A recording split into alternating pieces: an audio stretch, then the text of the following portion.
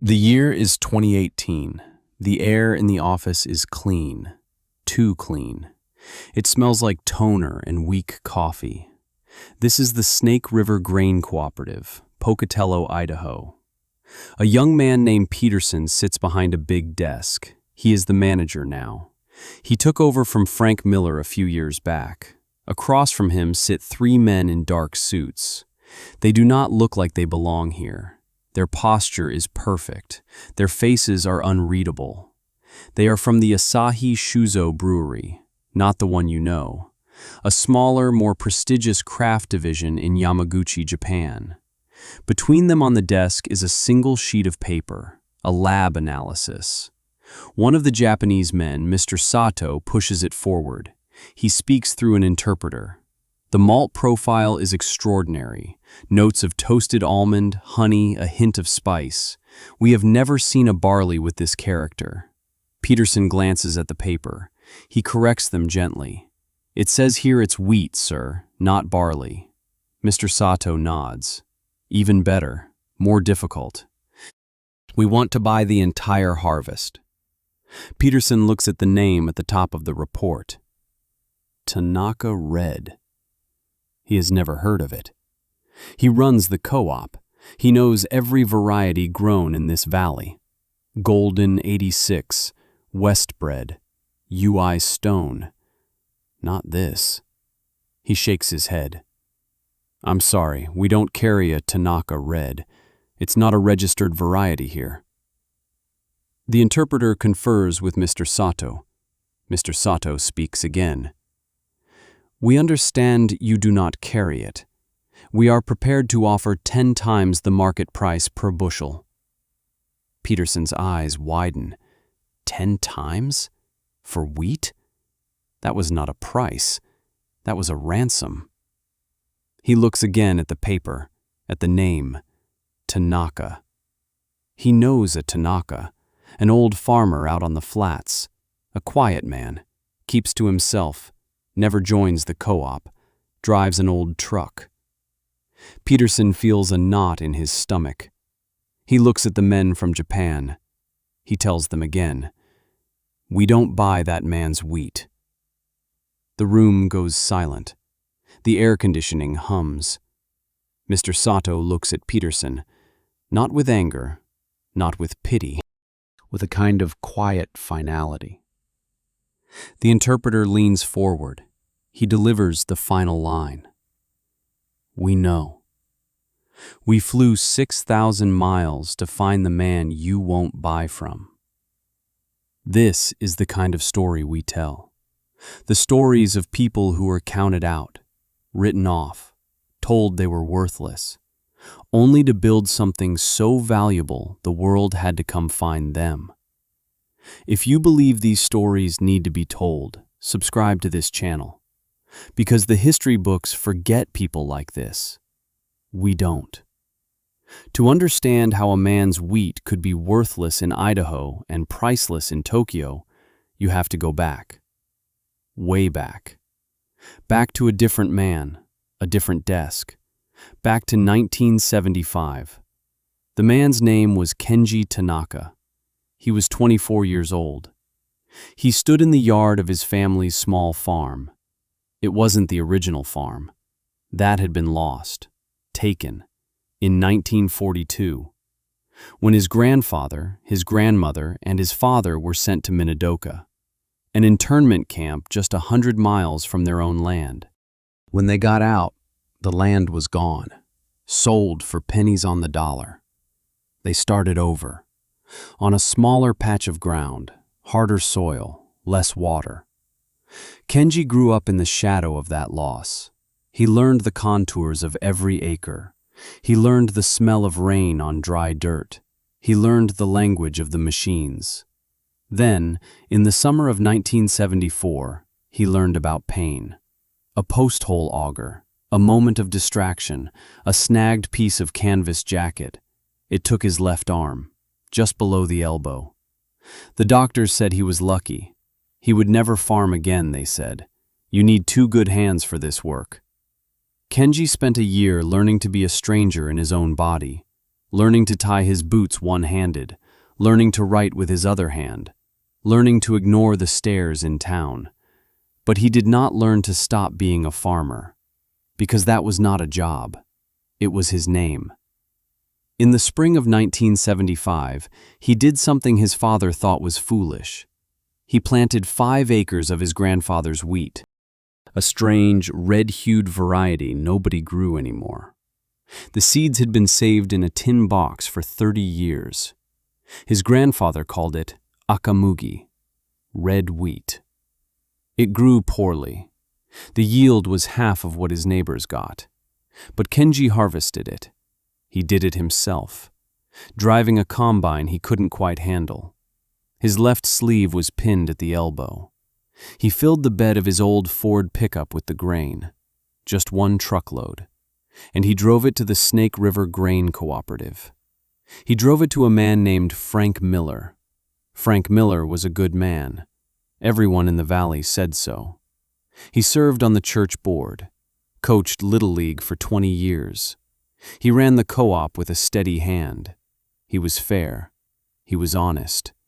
He was certain about how the world worked. He saw Kenji's truck pull up, saw the boy get out. 1 arm. He felt a pang of sympathy. Kenji walked into the office, the same office Peterson would sit in 40 years later. He said, "Frank, I've got some wheat for you." Frank nodded. "Let's have a look." He walked out to the truck. He let the grain run through his fingers. The kernels were smaller than usual, darker, almost red. He'd never seen anything like it. "What variety is this, son?" Kenji hesitated. "It's just an old family one." Frank scooped a sample, took it inside to the lab. He ran the tests. Protein, moisture, test weight. The numbers that decide a farmer's fate. He came back out 10 minutes later. His face was serious, concerned. He leaned against the truck. "Kenji, where did you get this?" "It was my grandfather's." Frank sighed, a long, slow breath. "Son, I can't buy this." Kenji's heart sank. "Why not?" Frank spoke gently, like a doctor delivering bad news.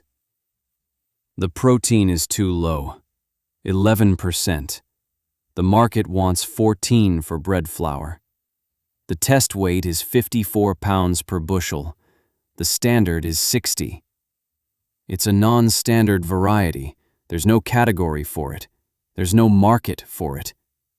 To the co-op, this grain is worthless." Worthless. The word hung in the air. Kenji looked at the truck bed. A year of his life, his one-armed life. Worthless. Frank put a hand on his shoulder, a kind gesture, a fatherly gesture. "I'm telling you this for your own good. I'm trying to protect you. Go home. Plow under whatever you have left. Next year, you plant a modern wheat, a high-yield wheat. I'll even extend you the credit for the seed myself. I'm not going to be the man who lets a good young farmer like you go broke chasing a ghost." Have you ever been told you couldn't do something? Not by an enemy, not by a rival, but by someone who genuinely believed they were helping you. Someone who used the language of protection to build you a cage. That certainty, that kind, compassionate, absolute certainty about your limits. It is a quiet poison. It is harder to fight than hate, because you cannot fight it with anger. You can only fight it with decades of your life. Kenji looked at Frank Miller. He saw the kindness in the man's eyes, the genuine concern. And that was the worst part.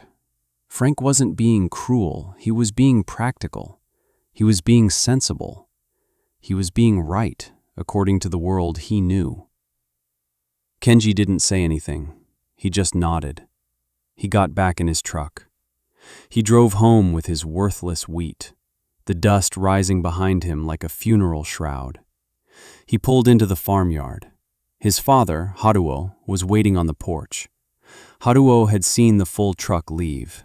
He saw the full truck return. He didn't need to ask what happened. Kenji got out. He walked past his father, went into the house, sat at the kitchen table. He stared at his one good hand. Maybe they were all right. The doctors, the neighbors, Frank Miller. Maybe he couldn't do this. His father came in. He sat down across from him. The silence in that kitchen was heavy, full of things that couldn't be said, full of history. Finally, Haruo spoke. His voice was quiet. "He told you it was no good." Kenji nodded. He said it was worthless. Haruo looked out the window, towards the 5 acres of red wheat still standing. He was silent for a long time. Then he stood up. He went to an old wooden chest in the corner, a chest that had made the trip to Minidoka and back. He opened it. The smell of cedar and mothballs filled the room. He took out a book, a small, leather-bound journal. The cover was worn smooth. He placed it on the table in front of Kenji. Kenji opened it. The pages were filled with his grandfather's handwriting, a mix of Japanese characters and English words. There were drawings of root systems, charts of rainfall, notes on the sun and the soil. It was a record of a life's work, a life spent understanding one particular plant. On the first page, his grandfather had written a dedication. "For my son, so he will not forget." Haruo put his hand on his son's shoulder. "Your grandfather." He listened to the ground, not to the market. When they took this farm, they took the land. They took the buildings, the machines. But they couldn't take the knowledge. He pointed to the book. "That is the real farm, Kenji. It's all in there. Frank Miller knows the price of wheat. He does not know its worth." He looked his son in the eye. "The soil remembers, Kenji. The soil remembers." That phrase, "the soil remembers," it became Kenji's anchor, his mantra, his compass. He didn't plow the field under. He spent that winter reading the journal. He didn't just read the words. He learned to see the world through his grandfather's eyes. His grandfather believed the red wheat was special, not because of its yield, but because of its struggle. He wrote that the best flavor didn't come from easy living. It didn't come from perfect irrigation and tons of fertilizer. It came from stress, dry farming, making the plant work for its life, forcing the roots to go deep, deep into the earth, searching for water. That struggle, he wrote, is what creates the character, the complex proteins, the nutty, rich flavor. The market wanted a fat, lazy wheat. His grandfather had cultivated an athlete. Kenji realized Frank Miller was right, and Frank Miller was wrong. The wheat was worthless as a commodity. It could not be sold by the ton. It had to be sold by the story. So he changed his plan. He wasn't going to sell grain to the co-op. He was going to sell flour to people. He found an old stone mill for sale, a small one. He paid for it with the last of his savings, cash. He spent weeks modifying it, changing the belts, adjusting the gears, so he could operate it safely with one hand. He did the same with his tractor and his small combine. He went to a local mechanic, an old man named Gus. Gus looked at the problem. He looked at Kenji's arm. He didn't offer sympathy. He offered a solution. "We can weld a steering knob here. Run a secondary hydraulic lever here. You'll have to use your feet more, but it can be done." They spent a month in Gus's workshop, cutting steel, welding brackets, rerouting hoses. When they were finished, Kenji had a tractor he could control. Gus wouldn't take any money. He just clapped Kenji on the shoulder. "Your granddad, he was a good man. He helped my father save his crop during the Depression. He was 10 years ahead of everyone. And they called him crazy too. Don't you listen to them." That spring, Kenji didn't go to the co-op for seed. He used the seeds he had saved. He planted 10 acres. He farmed it using his grandfather's methods.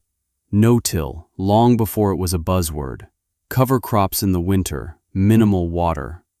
His neighbors watched him. They shook their heads. Look at Tanaka's folly. He's farming dust. That wheat is thin as a rail. He'll be broke by Christmas. Frank Miller would drive by on his way to town. He'd see the sparse, reddish fields. He'd feel that same pang of pity.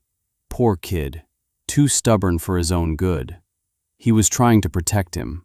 He was certain he was right. Have you ever had to believe in something so hard that the doubt of others felt like noise? Have you ever been called a fool for following a path only you could see? Let me know in the comments, because for Kenji Tanaka, the world's doubt was a sharpening stone. It made his resolve harder, clearer. He harvested that fall. The yield was still low, but he didn't care. He wasn't selling yield, he was selling flavor. He milled the wheat himself.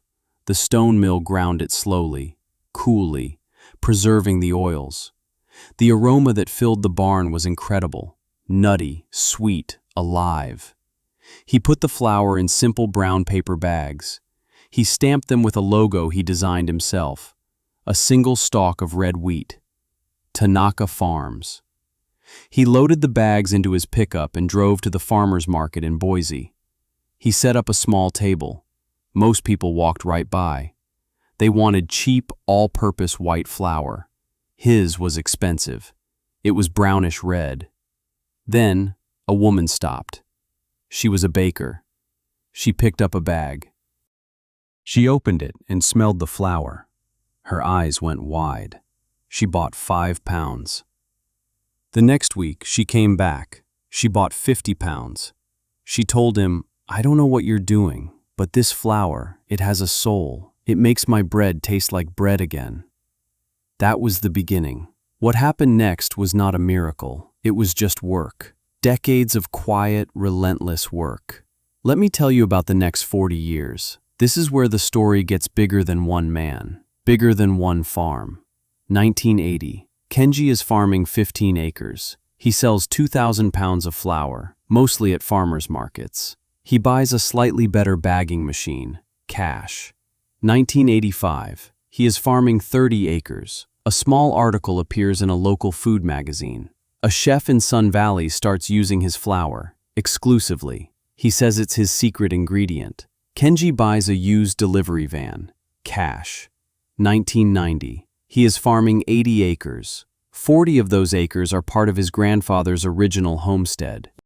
He bought them back from the son of the man who bought it in the 40s. The son was happy to sell. The soil was poor, he said. Kenji just smiled. He paid in cash.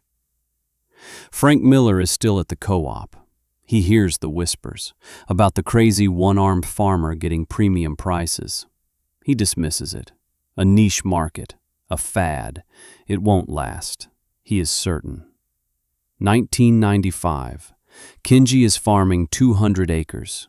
He's bought back another piece of the old farm, cash. Artisan bakeries from Portland and Seattle are calling him. They want to be on his client list. There is a waiting list. He never borrows a dime. The soil remembers. He puts the profits back into the land, restoring the soil his grandfather wrote about. 2000. He is farming 400 acres. He has bought back almost all of the original Tanaka homestead, cash. He is no longer just selling flour. He is selling whole grains to small breweries. Craft brewers who are discovering that different wheat varieties create different flavor profiles in their beer. His red wheat, they say, is magical. 2005. A food writer from the New York Times flies to Idaho. She writes a story. The ghost wheat of Idaho and the farmer who listens to the soil. The story goes viral. The phone does not stop ringing. Kenji builds a new milling facility. He hires 5 employees. He pays them well. He buys the equipment with cash. 2010. He is farming over 800 acres. He is debt-free, completely self-sufficient. He turns down offers from national distributors. He keeps it small. He keeps it quality. He doesn't need to be the biggest. He needs to be the best. He is 60 years old now. His hair is gray. The lines on his face are deep. He still drives the same old Ford pickup. Frank Miller retired in 2008. He lives in a small house in town. Sometimes he sees the Tanaka Farms delivery trucks. He sees the new silos out on the old Tanaka place. He feels something he can't quite name, a confusion, a sense that the rules he lived by might not have been the only rules. By 2018, Kenji Tanaka was not just a farmer, he was a legend. A quiet one, but a legend nonetheless. And that is when the men from Japan found him. They didn't find him through the co-op.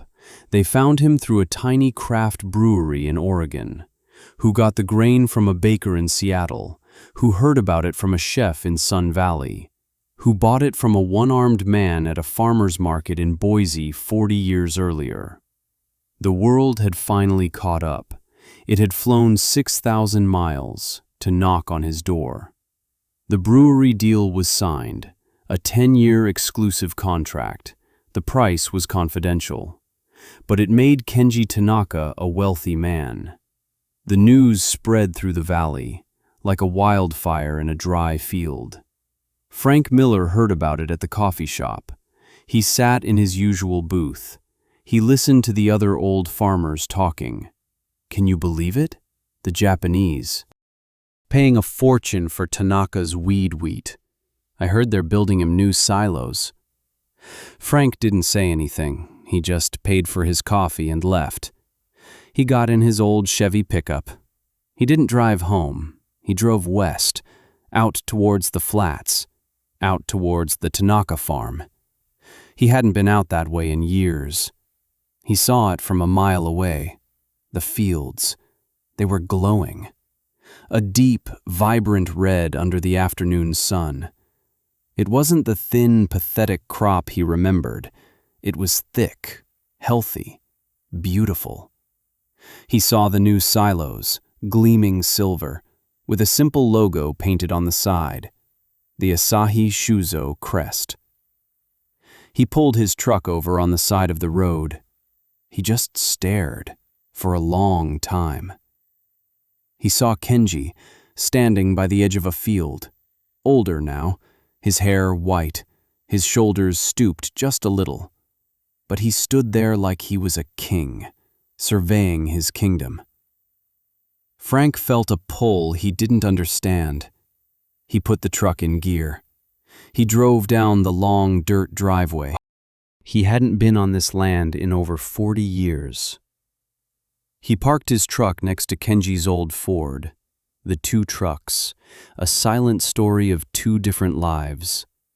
He got out. The dust felt different here.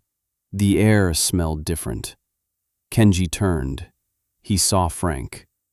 He didn't look surprised. He just waited.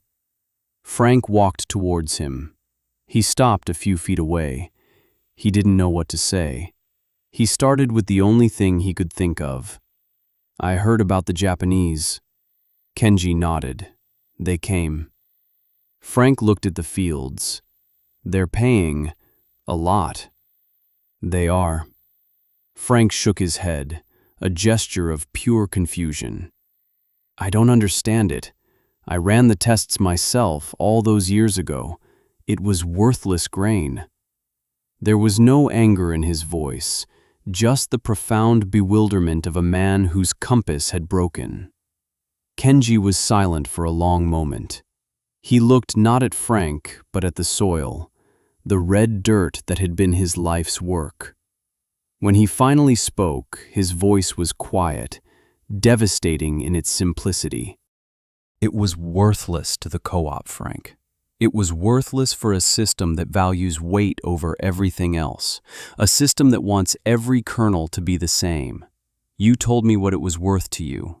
You never asked what it was worth to me.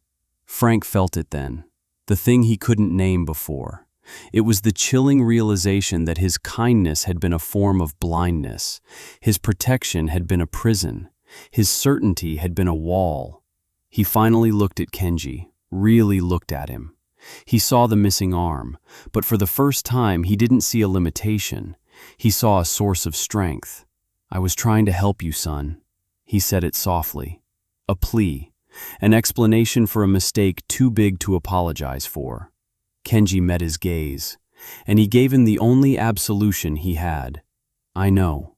That's what made it so hard."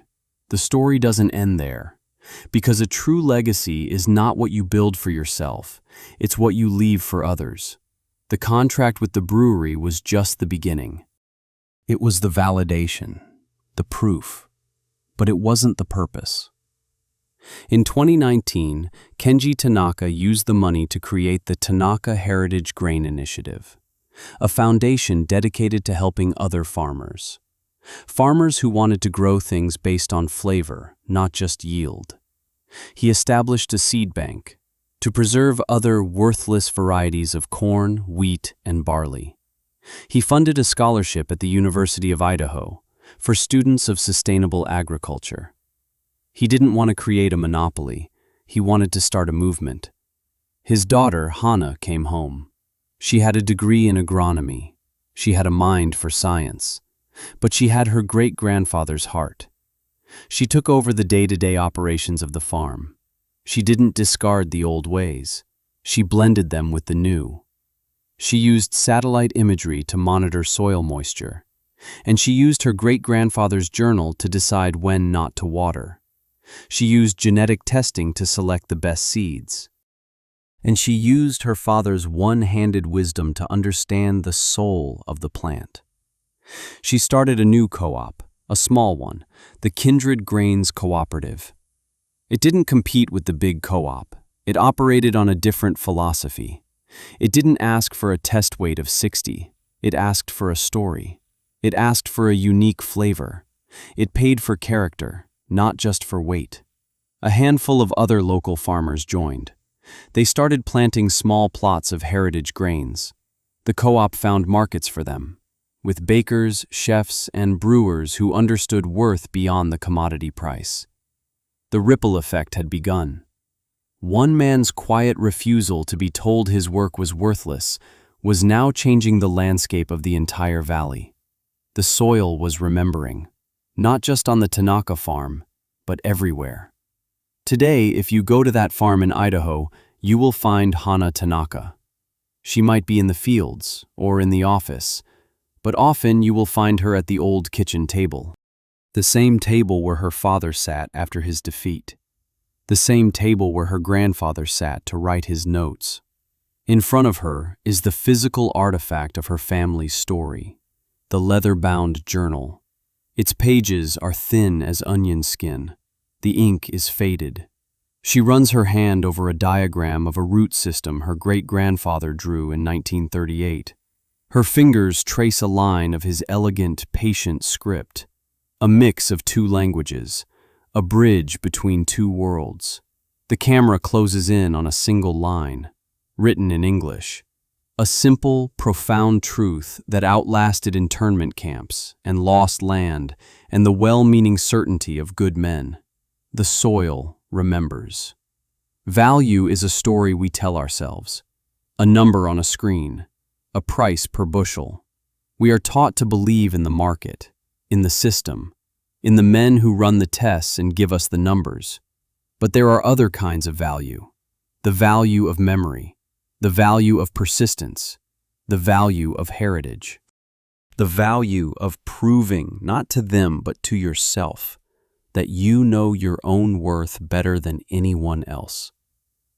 Right now, somewhere in the world, a person with a good heart is telling someone with a great idea that it can't be done, that it's worthless. They're not doing it to be cruel. They're doing it to protect them. They're doing it because they are certain. That is the most dangerous limitation, the one delivered with kindness. Certainty is a cage with a comfortable lock. It's more damaging than malice because you can't fight it with anger. You can only fight it with your life's work. You can only fight it by being so stubborn, so persistent, so true to your own vision that one day the world has no choice but to get on a plane, fly 6,000 miles, and show up at your door to ask you what you knew all along. If this story meant something to you, subscribe, because there are 1,000 other stories of quiet rebels just like Kenji Tanaka, and they all deserve to be told. Drop a comment below and tell us about a time you had to trust your own path, even when you were told it was worthless. And share this story. Share it with one person you know who is fighting to prove their own worth, because sometimes a story is the one thing they need to keep going, to remind them that the world's definition of value is not the only one that matters, and that the soil, in its own way, always remembers.